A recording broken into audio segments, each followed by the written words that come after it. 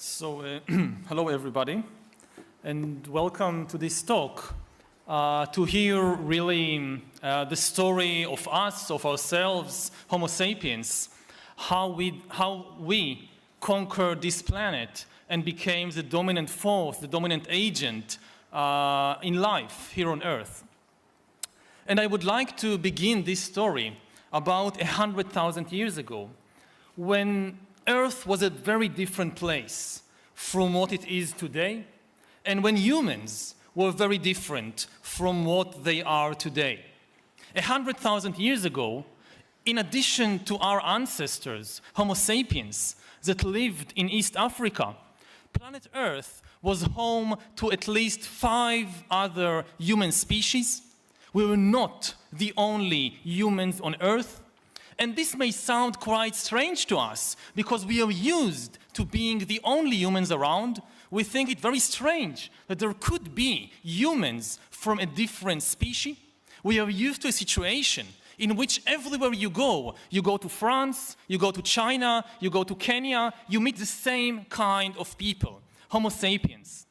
But actually, this is quite strange, this situation of having just one human species all over the world. If you look at other animals, almost all other animals come in many different flavors, not just in one flavor. If you think about bears, for example, there are different kinds of bears living today on the planet in different places. If you go to the Arctic, you find polar bears.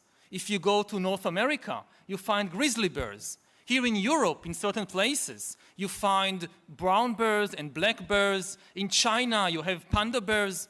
So why have just one species of humans? And indeed, if you go back 100,000 years, you find many species of humans living in different parts of the planet. But the most important thing to know about all these human species is that all of them were unimportant. They were unimportant animals. Altogether, if you count all the humans on Earth, you find that back then there were about 1 million humans, and their impact on the world, on the ecological system, on the other animals and plants was quite small, not much bigger than the impact of jellyfish or woodpeckers or bumblebees. We were just another kind of not very important animal. Now, if we fast forward to the situation today, 100,000 years later, and 100,000 years is a very short time in evolutionary terms. It's a very short time. Within this 100,000 years, everything changed. We are now the only human species around, because our ancestors, as they spread from East Africa, drove to extinction all the other human species, all brothers and cousins, in the most ancient, most thorough, and most important ethnic cleansing campaign in history. This is why we are now alone, because we got rid of all the others. And we are no longer insignificant. We are now the most important animal on the planet. To give just a few indications of how important we are, if you count the big animals of the planet, let's discount for a moment all the small insects and microorganisms and so forth, and focus on the big animals of the planet. And you count them. You make a census of the Earth population. You will find that now, we humans, there are more than 7 billion of us, and if you take all of us together, and you put us on a very large scale, you will find that we weigh about 300 million tons. There is 300 million tons of humanity on the planet. Now, who else is on the planet? We have all the domesticated farm animals that we have enslaved to our own needs and desires and whims. And if you take all of them, all the cows and chickens and pigs and so forth, and put them on a very large scale, you will see that they weigh about 700 million tons. Now, who else is on the planet? If you read children's fairy tales, or you watch Disney movies, or you watch the National Geographic channel on television, you might easily come under the impression that the world is full of lions and elephants and whales and alligators and ostriches and penguins. And this is true on television, but it is no longer true in reality. In reality, they are no longer there. If you take all the large animals, all large wild animals of the planet, large, let's say, from a few kilograms and upwards, if you take all the lions, all the giraffes, all the elephants, the whales, the dolphins, the alligators, penguins, and you put them on a very large scale, you find that they weigh about less than 100 million tons. Less than 10% of the population of large animals is still wild animals. And even their survival at present is completely dependent on our desires and decisions. So we've really transformed ourselves from apes, from insignificant apes minding their own business in a corner of Africa. We have transformed ourselves into the gods of planet Earth. And when I say that humans are now becoming gods, this is not meant as a literary metaphor. This is meant in actual fact. We are acquiring the abilities that traditionally, in most mythologies, were considered to be divine abilities. For example, in the book of Genesis, God creates animals and plants and humans according to his wishes. This is a divine ability of creation. We are now acquiring this ability for ourselves. We are learning how to create life. And we are doing it, or we are trying to even surpass God in the creations, in the kind of creations that we make.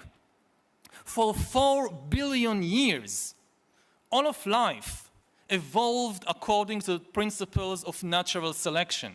Now, we are introducing a new principle. The first time in 4 billion years that something fundamental changes in the basic rules of the game of life. We are replacing natural selection with intelligent design, not the intelligent design of some god above the clouds. Our intelligent design is now becoming the driving force of the evolution of life.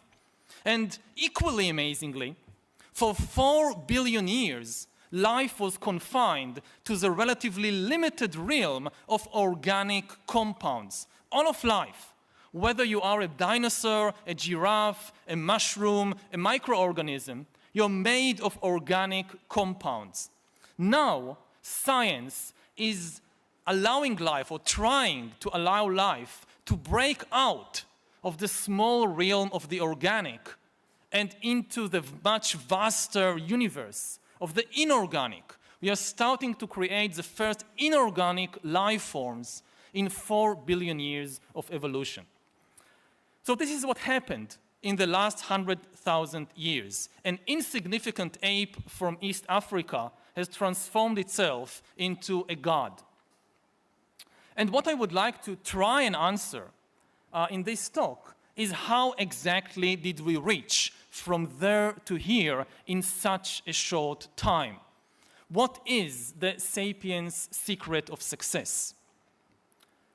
Now, usually, when we ask this question, what makes us so special and so superior to all the other animals, we tend to look for the answer on the individual level. We want to believe, I want to believe, that there is something special about me, about my body, about my brain, about my mind, something that makes me such a superior creature in comparison with a chimpanzee or a pig or an elephant or a dog. But the truth is that on the individual level, we are embarrassingly similar to chimpanzees. And if you take me and a chimpanzee and drop us together on some lonely island, we have to struggle for survival to see who does better, I would definitely place my bets on the chimpanzee, not on myself. And this is not something wrong with me personally. I guess if they took almost any one of you and placed you alone with a chimpanzee on some island, the chimpanzee would do much better. It's not on the individual level that we are superior to chimpanzees and Neanderthals and other animals. Rather, it's on the collective level. The reason we dominate the planet is that we are the only animal capable of cooperating flexibly in very large numbers. Now, there are, of course, other animals that can cooperate in large numbers. The most obvious example are the social insects, the ants, the bees, the termites. They can cooperate in thousands, sometimes even millions, but they lack flexibility. Cooperation among the social insects is very rigid. There is basically just one way in which a particular bee species can organize itself, in which the beehive can organize itself. And if there is a new opportunity or a new danger, the bees cannot reinvent their social and economic system overnight in order to cope better or to exploit the new opportunity. The bees cannot guillotine the queen and establish a republic of bees or a communist dictatorship of worker bees. It cannot be done. Their system of cooperation is very rigid, takes hundreds of thousands, millions of years of evolution to change something fundamental in the social behavior of bees. Other animals are much more flexible in their social system than bees. These are the social mammals. The social mammals are much more flexible. Wolves, elephants, lions, chimpanzees, they can cooperate in a much more flexible way than bees or ants. But the problem there is that they cooperate only in small numbers. Because cooperation among other social mammals, among the chimpanzees, for example, is based on intimate knowledge one of the other. If I'm a chimpanzee and you're a chimpanzee and I want to cooperate with you, I need to know you personally, intimately. I need to know what kind of chimpanzee are you. Are you a nice chimpanzee? Are you an evil chimpanzee? Can I trust you? If I don't know you, how can I cooperate with you? And because it is impossible to intimately be familiar with more than a few dozen individuals, chimpanzees can, maybe 50 chimpanzees can cooperate, 100 chimpanzees can cooperate, but 1,000 chimpanzees cannot cooperate because they cannot cooperate with strangers and they cannot know more than 100 individuals or so. Humans, Homo sapiens, are the only animal, as far as we know, that can combine the two abilities together. We can cooperate very flexibly, even more than chimpanzees, but we can do so in very large numbers, even more than the bees and the ants. We can cooperate even with countless numbers of strangers. So, 1 versus 1, on the individual level, I'm not superior to a chimpanzee. But if you pit 1,000 humans against 1,000 chimpanzees, the humans will win easily because 1,000 chimpanzees simply cannot cooperate. And if you now take 100,000 chimpanzees and cram them together into the Louvre or into the Vatican or into Wall Street or Tiananmen Square, what you will get is complete chaos. In contrast, you can take 100,000 humans and cram them into these places, and what you get are extremely sophisticated and effective networks of cooperation in politics, in economics, in religion, in sports. Even this very lecture that I'm now giving to you is a good example of this unique human ability. I'm standing here in front of something like, I think, 1,000 people. I don't know almost any of you. The vast majority of you are strangers to me. Similarly, I don't really know the people who have organized this event.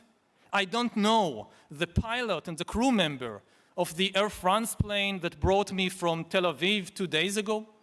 I don't know the people who invented this microphone and this computer that I'm using in order to convey this talk.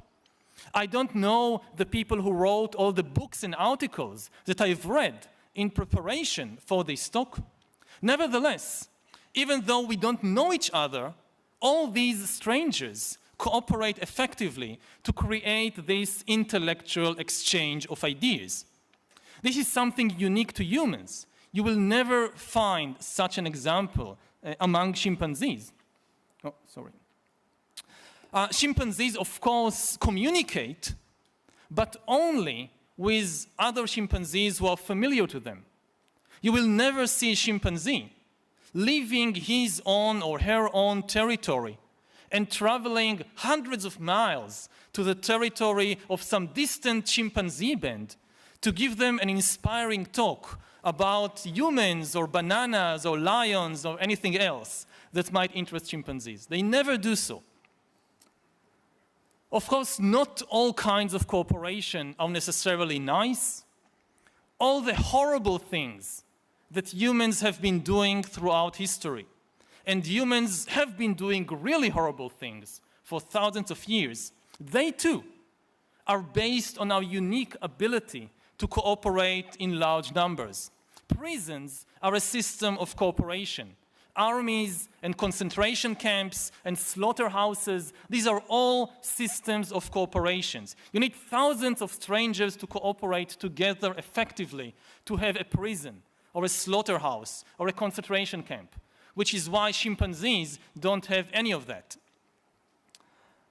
So we see that all the amazing things, both good and bad, that humans have been doing for thousands of years and that gave them control of this planet, they are based on this unique ability to cooperate flexibly in large numbers. All the huge achievements, whether it's building the pyramids or flying to the moon or splitting the atom, they are not the work of some individual genius.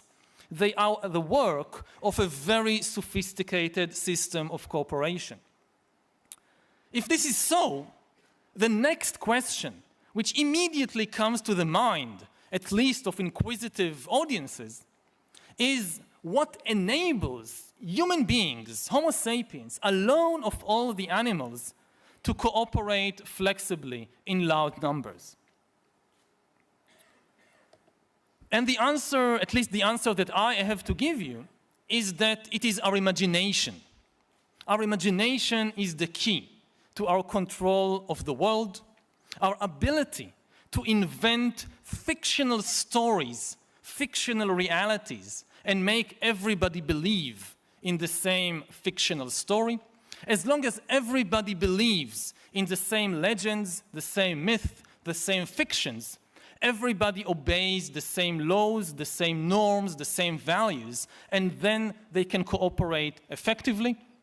All other animals use their system of communication only to describe reality. A lion is coming, so a chimpanzee will shout, "A lion is coming," and all the chimpanzees will run away. This is something chimpanzees can do. They use language to describe reality. We humans, of course, we also use language to describe reality, but we do something far more amazing. We use language to create fictional realities that don't exist anywhere except in our own stories, in our own imaginations. We can say, "A lion is coming, run away," but I can also say, "There is a great lion above the clouds, the lion spirit, which watches over us. And if you don't do what I tell you to do, he will punish you." And if you all believe this story that I've now invented, then I can make all of you, even though you're strangers, as long as you all believe in this story, you will cooperate effectively towards common goals. This is something very unique to humans. You can never convince a chimpanzee to give you a banana by promising him that if you give me this banana, you know what will happen? After you die, you'll go to chimpanzee heaven, and there you will receive lots and lots of bananas for your good deeds here on earth. So now give me this banana. No chimpanzee will ever be convinced by such a story. Only humans believe such stories, which is why we control the world, whereas the chimpanzees are locked up in zoos and research laboratories. Now, it's relatively easy, at least today, for people to accept that in the religious field, large-scale cooperation is based on fiction. Millions of people come together to build a cathedral or a mosque or fight on a crusade or a jihad because they all believe in the same fictions about God and heaven and hell and all that. But what I want to emphasize is that exactly the same dynamic is underlying human cooperation in all other fields of activity as well. In the political field, maybe the most important institution of modern politics is the nation.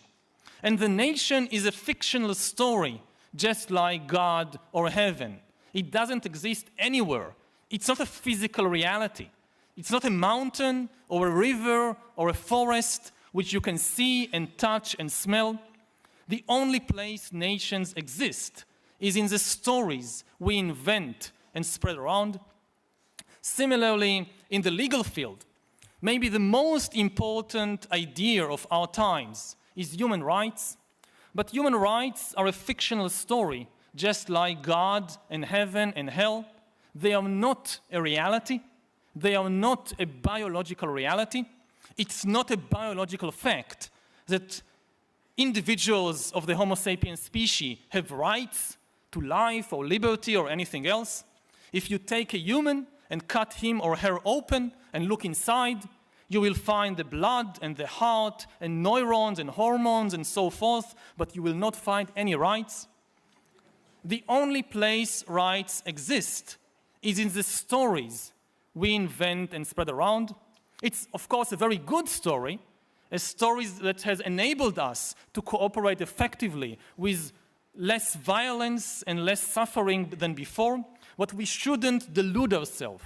It's not an objective reality. It's just a story in our mind. Similarly, in the economic field, the modern economy, just like ancient religions, is based on a mythology, on fictions, on fictional entities. Maybe the most important actors in the modern economy are corporations. But what are corporations? Corporations, again, they are not an objective reality, an objective entity, like a cow or a chicken or a tree. No. What is Google or Facebook or Toyota or Peugeot? They are just fictional entities, what lawyers call legal fictions. A corporation is not the physical objects it owns. It's not the factories and the machinery. Some calamity, like a war or an earthquake, may destroy all the factories and all the machinery of, let's say, Toyota. This doesn't destroy Toyota. Toyota still exists. It still has money in the bank. If it doesn't have money, it can borrow money from the bank and build new factories, buy new machinery. The corporation is not the physical assets. Similarly, a corporation is not its employees, the workers. All the workers may go on strike, demanding higher wages or less working hours. And the management of the corporation becomes very upset and says, you're all fired, you're all dismissed, we are moving production to Bangladesh.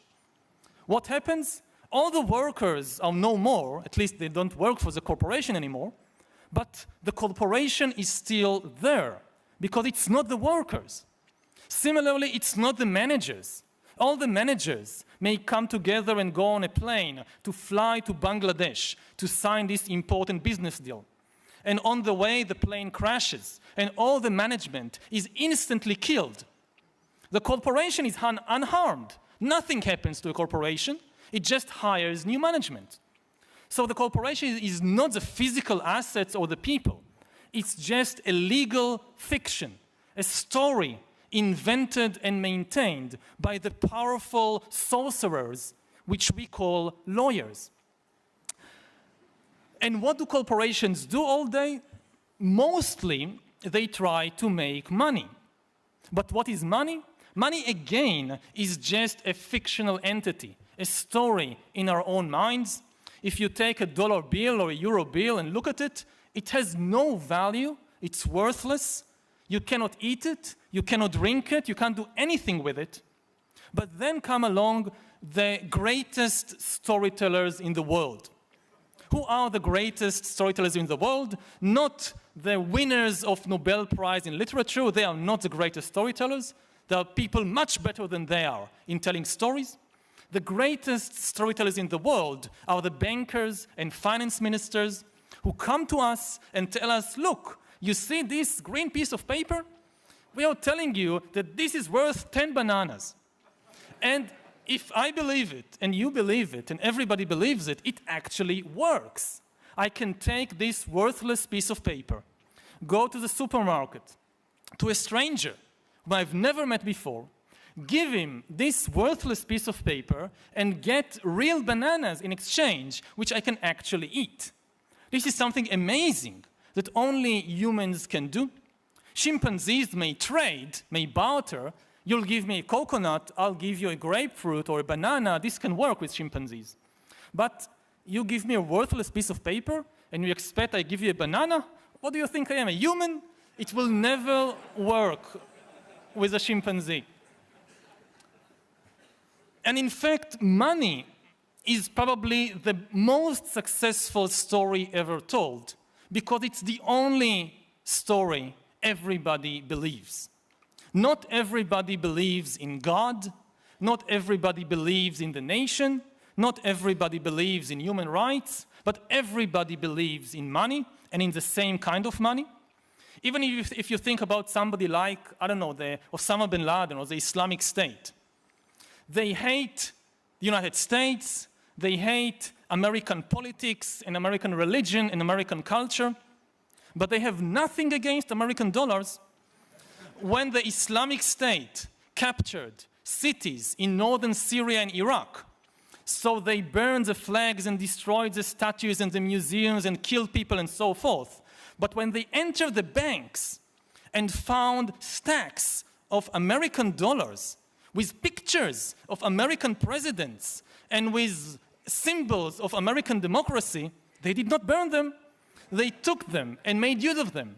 Because even the Islamic State believes in the dollar. It's the most successful story in the world. Now, of course, telling effective stories is not easy. You might get the impression from this talk, oh, it's very easy, you just go around, you tell a story, everybody believes you, and you change the world.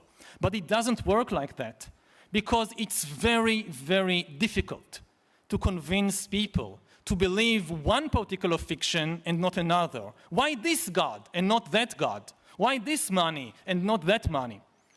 It's very difficult to convince everybody to believe in the same fiction.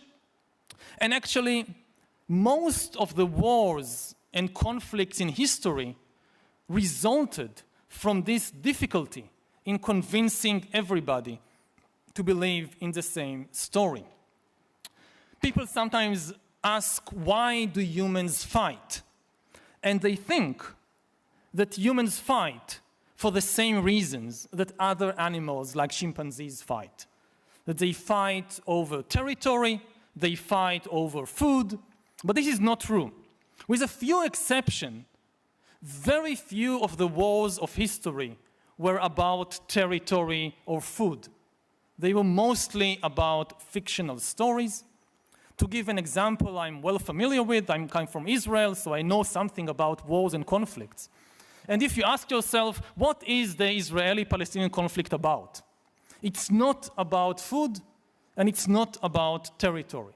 There is enough land, objectively speaking, there is enough land between the Mediterranean and the Jordan River to build houses and schools and hospitals for everybody. And there is enough food to feed all the Israelis and the Palestinians. There is no objective shortage of either.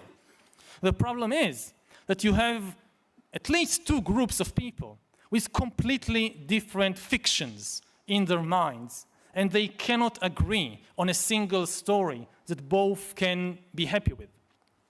To give a counterexample, if you think about the history of Europe over the last century, so a century ago, in 1916, Europeans were killing each other by the millions fighting in the First World War.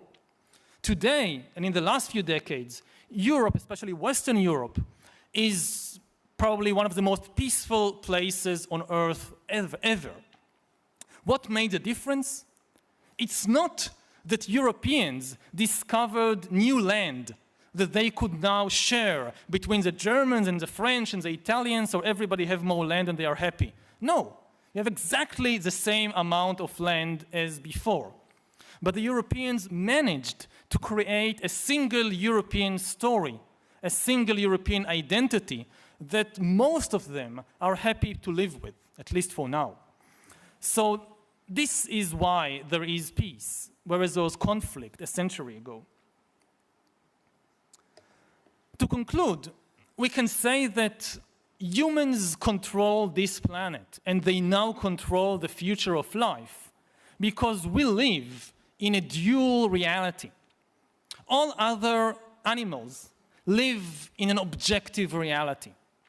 The reality of a chimpanzee consists of objective entities like mountains and rivers and trees and lions and elephants. We human beings, we also live in an objective reality.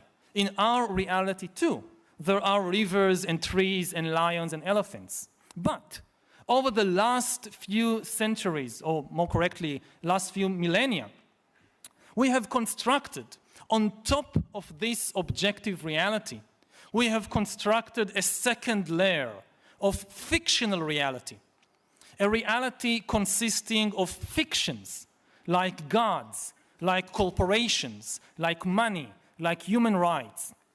And as history unfolded, the fictional reality became more and more powerful, so that today, the most powerful forces in the world are these fictional entities. Today, the very survival of rivers and trees and lions and elephants and chimpanzees, their survival depends on the decisions and wishes of fictional entities like Google, like the World Bank, like the European Union, entities that exist only in our own imagination. So I would like to end by emphasizing how critical it is, especially now, when we have in our hands the power to change the course of evolution itself, the very rules of the game of life. It's now very critical to be able to distinguish what is reality and what are the fictions that exist only in our own imagination, only in the stories that we invent and spread around, because there is still reality. Reality did not disappear. So how to tell the difference between the fictions that now dominate the world and the reality? There are several tests. I don't have a lot of time, so I'll give just one very important test. How do you know if an entity is real or fictional? The easiest and maybe most important test is to ask yourself, can it suffer? Suffering is the best test of reality. A nation cannot suffer. Even when we say the nation suffered a defeat in war, this is just a metaphor. France or Israel or Iran, they have no mind, no consciousness, no feelings. They cannot suffer, they feel nothing. Similarly, when a bank or a corporation loses money or even go bankrupt, they don't suffer. Similarly, if you burn down a temple, the god the temple is dedicated to, the god doesn't suffer because it's just a story in the minds of people. The people suffer. When a nation loses a war, or even when it wins a war, people suffer. When a corporation goes bankrupt, people suffer. When a temple is burned down, people probably suffer. And not only people suffer, animals also suffer. If you use the test of suffering, it's very easy to see that even a chicken is more real than the European Union. And I think that as we look to the future, and we have some very hard and important decisions to make about the future of life, it would be better for us and for all other sentient beings if we are better able to distinguish what is reality from what is fiction, because all too often we cause tremendous suffering to real entities in the service of the fictional entities that exist only in our own imagination. Thank you.